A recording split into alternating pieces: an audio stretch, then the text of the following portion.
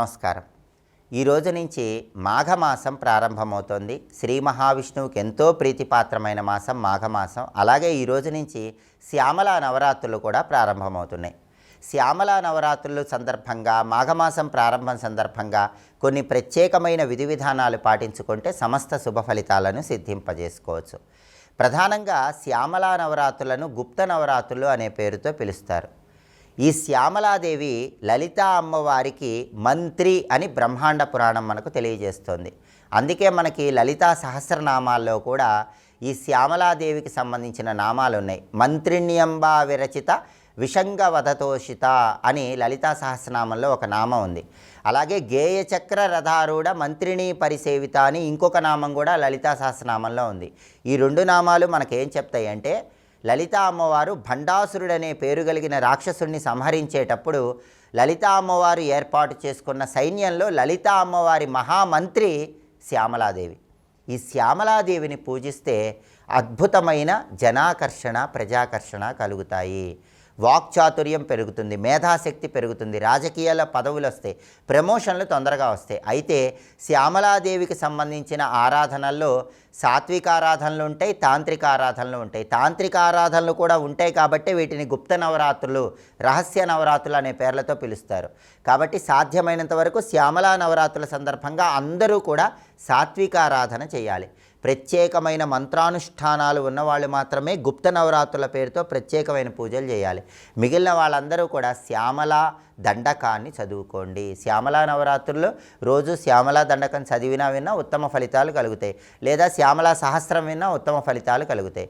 ఇంట్లో లలితా అమ్మవారి చిత్రపటం ఉన్నవాళ్ళు కానీ, శ్రీచక్రం ఉన్నవాళ్ళు కానీ ఈ శ్యామలా నవరాత్రుల్లో ప్రతిరోజు కూడా లలితా అమ్మవారి చిత్రపటం దగ్గర లేదా శ్రీచక్రం దగ్గర ఎర్రటి పుష్పాలుంచి శ్యామలా దండకం చదువుకోండి.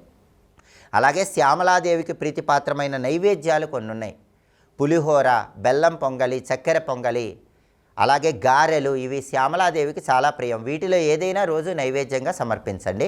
ఓం శ్యామలాదేవి అయి నమో నమః. ఈ సులభమైన మంత్రాన్ని రోజు 21 సార్లు చదువుకోండి. శ్యామలా దండకం, శ్యామలా సహస్రం చదువుకోలేని వాళ్ళు ఈ సులభమైన మంత్రాన్ని 21 సార్లు చదువుకుంటూ ఎరుపు రంగు పుష్పాలుంచి ఈ నైవేద్యాలు సమర్పించిన శ్యామలాదేవి అనుగ్రహం వల్ల అద్భుతమైన జనాకర్షణ ప్రజాకర్షణ పెంపొందింపజేసుకోవచ్చు. అలాగే ఈ రోజు నుంచి మాఘమాసం ప్రారంభమవుతోంది. అఘం అంటే పాపం, అన్ని పాపాలు పోగొట్టే మాసం కాబట్టి దీన్ని మాఘమాసం అంటారు. ఈ మాసంలో విష్ణుమూర్తి జల రూపంలో ఉంటాడని పద్మపురాణంలో చెప్పారు. అందుకే సూర్యోదయానికి పూర్వమే నదీ స్నానం చేస్తే మంచిది, చెరువులో స్నానం చేస్తే మంచిది, బావిలో స్నానం చేస్తే మంచిది. అలా చేయలేని వాళ్ళు ఇంట్లోనే స్నానం చేయండి. కానీ మాఘమాసంలో ప్రయాగలో త్రివేణి సంగమంలో స్నానం చేస్తే అద్భుత ఫలితాలు కలుగుతాయని పద్మపురాణం ఉత్తరఖండంలో చెప్పారు. అయితే అందరూ ప్రయాగ వెళ్ళలేరు కదా, అందరూ త్రివేణి సంగమంలో స్నానం చేయలేరు కదా, అందుకని ఎవరైనా సరే ఇంట్లో స్నానం చేసేటప్పుడు ప్రయాగ ప్రయాగ ప్రయాగ అనుకుంటూ స్నానం చేయండి. కానీ సూర్యోదయానికి ముందే స్నానం చేయండి.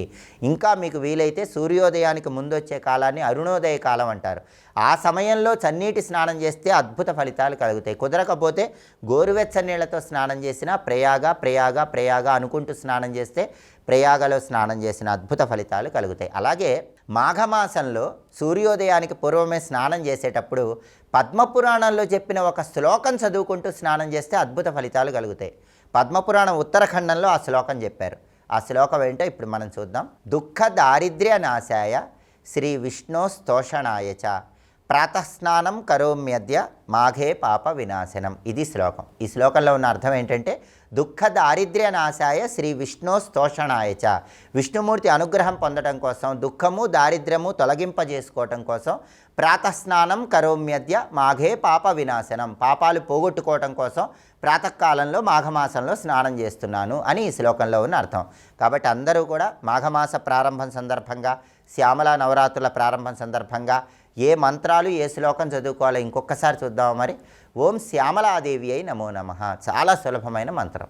మాఘ స్నానం చేసేటప్పుడు దుఃఖ దారిద్ర్య నాశాయ శ్రీ విష్ణో స్తోషణాయ చ ప్రాతస్నానం కరోమ్యద్య మాఘే పాప వినాశనం. శ్లోకం చదువుకోండి, మంత్రం చదువుకోండి. మాఘమాసం ప్రారంభం, శ్యామలా నవరాత్రుల ప్రారంభం. ఈ అద్భుతమైనటువంటి అవకాశాన్ని సద్వినియోగం చేసుకొని శ్యామలాదేవి అనుగ్రహానికి, విష్ణుమూర్తి అనుగ్రహానికి ప్రతి ఒక్కరూ సులభంగా పాత్రలు కండి. స్వస్తి.